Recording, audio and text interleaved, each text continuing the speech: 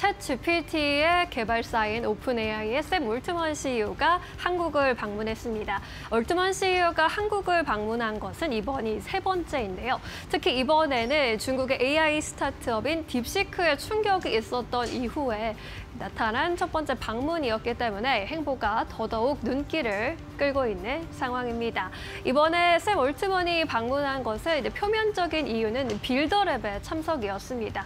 빌더랩은 AI 개발자를 대상으로 하는 오픈 AI 워크숍인데요. 세계를 돌아가면서 열리는 이 행사가 한국에서 열린 것은 이번이 처음이었습니다. 이 밖에도 SK와 삼성, 크래프톤의 경영진과의 만남도 주목을 받았는데요. SK 최태원 회장과는 50분간 비공개 회담을 갖기도 했습니다. 뿐만 아니라 카카오 간담회, 미디어데이에 참석해서 카나나 그리고 챗GPT의 협력 소식을 밝히기도 했습니다.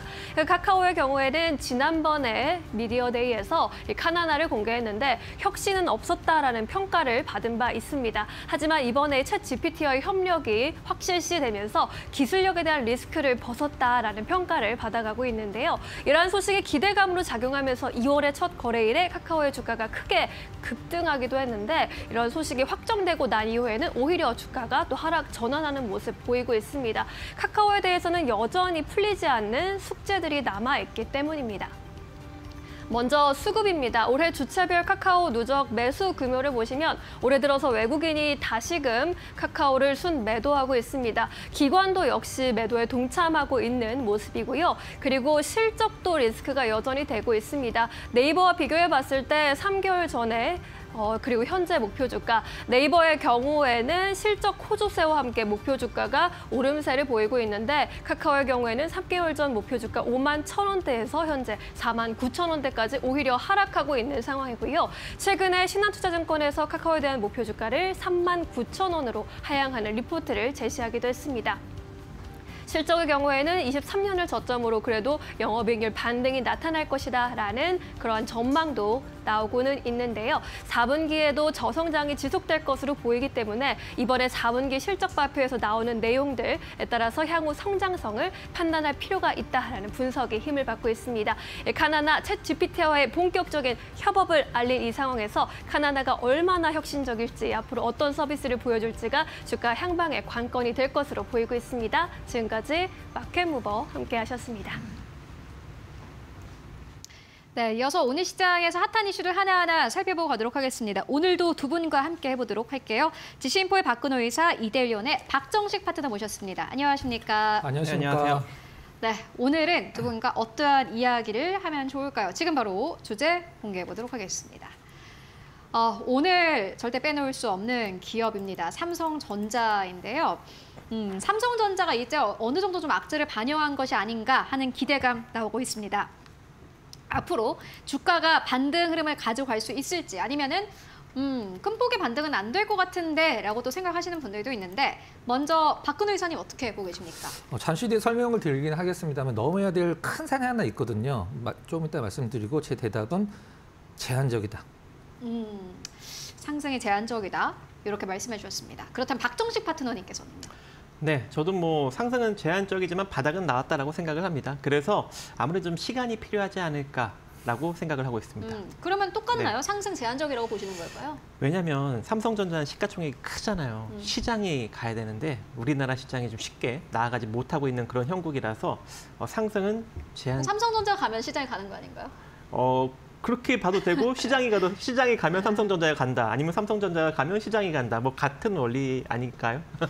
네. 알겠습니다. 그렇다면은 네. 박근호 이사님 상승 제한적이라고 보시는 이유가 무엇일까요? 두 분의 의견 좀 약간 아쉽네요. 네, 일단 지금 시장에서 가장 많이 나오는 단어가 이제 이재용 회장에 대한 사법 리스크인데 제가 봤을 때 오늘 그것 때문에 오른 것 같지는 않습니다. 근데 만약 이재용 회장의 사법 리스크 때문에 삼성전자가 오른다라고 하면은 이재용 회장의 리스크 때문에 삼성전자가 떨어졌어야지 되는데 사실 그것 때문에 삼성전자가 떨어졌다라고 분석을 하기엔 좀 약간 힘든 상황이거든요. 근데 최근에 여러분들 뭐 아시는 삼성전자에 관심이 많으신 분들은 알고 계시겠습니다만은 이번에 나온 삼성전자 이제 그 스마트폰 S25에 삼성전자의 메모리가 들어가지가 않았어요. 마이크론이 들어갔거든요.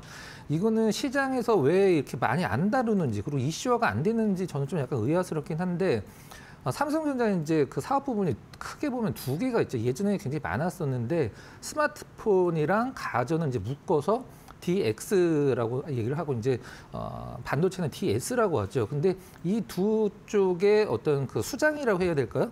제가 봤을 때는 좀 약간 느낌이 이렇게 좋진 않은데 그 스마트폰 쪽에서 삼성전자 메모리를 안 썼다라는 것은 과거 같았으면 좀 약간 성능이 떨어지거나 더 좋은 것이 있어도 삼성 스마트폰인데 삼성 반도체가 안 들어갈 리는 없거든요. 근데 이 부분이 좀 약간 의아스럽고 삼성전자에 대한 밖에서 보는 시선이 완벽히 달라질 수밖에 없는 부분이고 그다음에 오픈AI 관련해서 이제 반도체 주들이 많이 움직이긴 했습니다만 실질적으로 하드웨어 빼고는 이제 소프트웨어 쪽에서 돈을 버는 기업은 이제 오늘 아침에 이제 시간외에서 엄청난 급등을 한 미국의 이제 팔란티어 외에는 돈을 버는 기업이 없죠. 지금 현재 오픈 AI도 계속 적자를 지속 중이고 그다음에 가장 큰 문제는 이 중국의 딥시크가 오픈 소스로 발표를 하면서 지금 오픈 AI도 그 오픈 소스를 무료화를 준비를 하고 있거든요. 물론 지금도 무료가 되긴 합니다만은 그리고 아까 말씀드렸던 가장 넘어야 될 큰 산이라고 제가 말씀드린 부분은 뭐냐면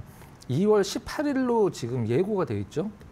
미국 이제 트럼프 행정부에서 2월 18일 날 반도체 관세에 대해서 발표를 하게 되는데 그 부분까지는 조금 약간 올라도 조금 나중에 산다는 생각으로 좀 약간 그냥 지켜보시는 게 가장 낫지 않을까라는 생각을 하고 있습니다. 삼성전자 조금 더 지켜봐야 된다라는 의견 전해주셨습니다. 뭐 디램이 발열 문제가 있어서 보니까는 네. 마이크론 테크놀로지의 디램을 채택했다라는 이러한 이야기도 해주셨는데 말씀처럼 사실 시장에서 크게 부각은 되고 있지는 않는 것 같아요. 왜냐하면 워낙 악재가 많았기 때문에 네.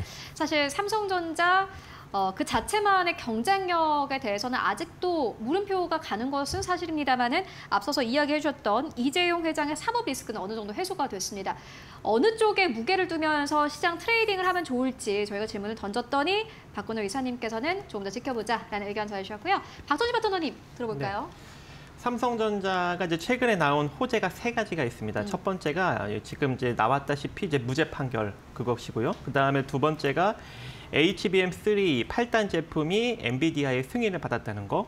그리고 이재용 삼성전자 회장이 한국을 방문한 챗 GPT 개발사 오픈 AI 창업자인 샘 올트먼 최고 경영자를 오늘 만난다는 거. 그렇기 때문에 오픈 AI 이제 최고 경영자가 아무래도 이제 이 투자를 조금 이제 뭐 해달라라는 이제 언급이 나올 수 있는 여력도 존재할 것 같고 또 이 칩을 또 같이 개발하겠다라는 또 언급도 협업에 관련된 그런 이슈도 나올 수 있는 가능성이 좀 존재하지 않을까라고 생각을 하고 있고 하지만 좀 안타까운 건 또 하나 있습니다. 뭐 이제 긍정적인 어떤 이슈가 지금 이렇게 나오고 있는 반면에 이 파운드리 쪽은 아직까지도 조금 이제 부진한 그런 측면이 좀 있을 것 같아요. 왜냐하면 이번에 이제 발표 난 게 보니까 이제 TSMC에서 이제 그 1나노 이제 신공장을 또 대만에 또 이제 구축을 하겠다라는 또 이제 긍정적인 이슈가 나왔기 때문에 아무래도 이 최첨단 공정 쪽에서 아직까지 삼성전자가 이제 TSMC를 넘어서지 못하는 그러한 측면이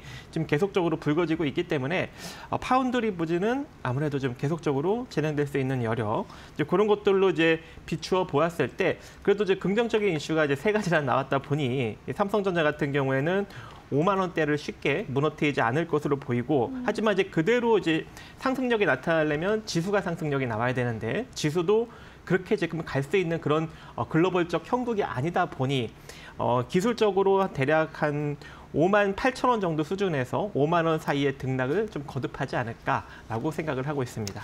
5만 원에서 5만 8천 원대의 그 레인지 안에서 주가는 움직일 것이다라는 전망 함께 전해주셨습니다.